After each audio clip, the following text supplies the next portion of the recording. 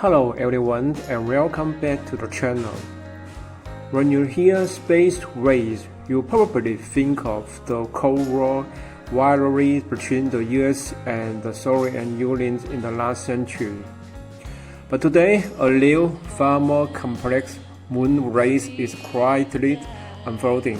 This time, the main players are the United States and China. So, first things first.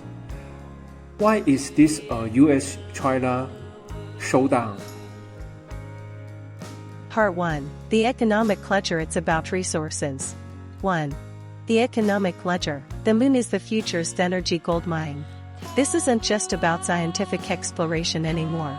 It's a moon gold rush. The moon is viewed as the future gas station and energy base for deep space exploration. Water ice. The space gas station. The permanently shadowed regions at the lunar South Pole contain over 1 billion tons of water ice. This water isn't just for survival. Crucially, it can be electrolyzed into hydrogen and oxygen to create rocket fuel. Whoever controls the water, controls the supply depot for future deep space travel.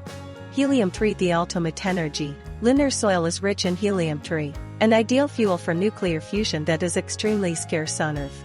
1 ton of helium-3 could be worth tens of billions of dollars and is seen as the key to solving humanity's future energy crisis. Rare earths and minerals. The moon is also abundant in industrial raw materials like titanium and rare earth elements, holding massive value for future mining. 2. The rules ledger. First come, first serve. This isn't just a tech competition. It's a battle for future space governance. Grabbing their prime real estate. The NASA administrator has bluntly stated that the areas at the lunar South Pole with sunlight and water ice are the best. The US must get there first to occupy these strategic locations. Setting the rules of the game, the US has launched the Artemis Accords, trying to rally allies to establish a US-led code of conduct for space, like setting up safety zones. Meanwhile, China is collaborating with multiple nations to promote the International Lunar Research Station (ILRS), advocating for a more inclusive model of cooperation. The core logic: whoever establishes a base first effectively owns the turf and will have the biggest say in setting rules for resource mining and safety zones. 3. The duopoly. Currently, only the US and China possess the technology for lunar missions. Other countries still have a long way to go. So, the moon race is, in essence, a US-China race. Part 2. Comparing the models. So, how do their approaches differ? The USA, ambitious but stumbling. The US Artemis programs has grand goals, aiming to return to the moon and build a sustainable base, but its progress faces many challenges. Repeated delays. The US originally planned to land astronauts around 2027, but due to technical and management issues, this goal has been pushed back to 2028 or even later. Budget and political pressure. NASA's budget faces tough battles in Congress. To fight for funding, NASA Administrator Jared Isaacman openly admitted to using the narrative that China might land first to pressure Congress, playing up competitive anxiety to secure budget support. Tech reliance and uncertainty. Key landing systems rely on private companies like SpaceX and Blue Origin. However, delays in developing these components have brought uncertainty to the overall plan. Strategic goals. The US plan emphasizes commercial drive and an early return. They aim to seize the vast areas rich in water ice at the South Pole and plan to deploy nuclear reactors on the moon by 2030 for energy. China, step by step and true to their word. In contrast to US anxiety, China's lunar exploration project shows a high degree of planning and execution, moving steadily toward its goals.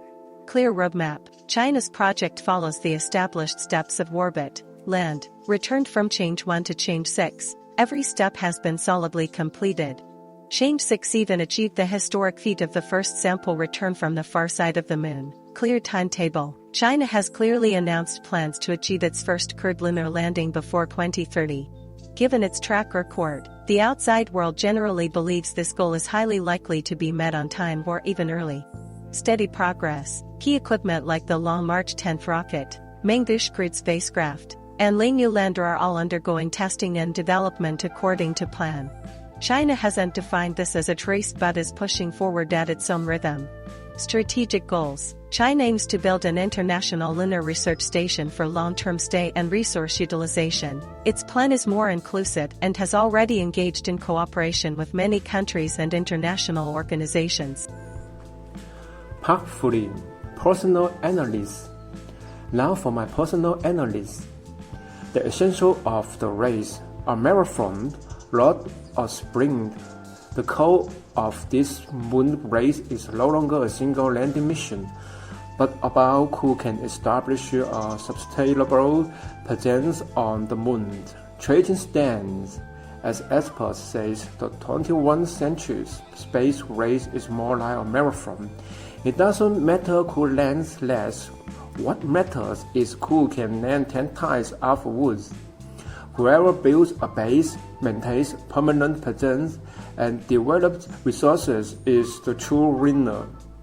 Strategy focus. The lunar South Pole, with water, ice, and good lighting conditions, has become the strategic battleground for both sides. Different mindsets. The US side shows strong competitive anxiety, fearing the loss of space dominance. The Chinese side appear much more composed. As one scientist put it, once they make a decision, they will definitely get it done. A bold prediction. The US is trying to jump the gun to lock in its absolute leadership in space to contain challenges. Meanwhile, China is following its established strategy, trying to break the blockade through technological breakthroughs and long-term presence to get a slice of the future space economy. What are your thoughts on this? Welcome to leave a comment below.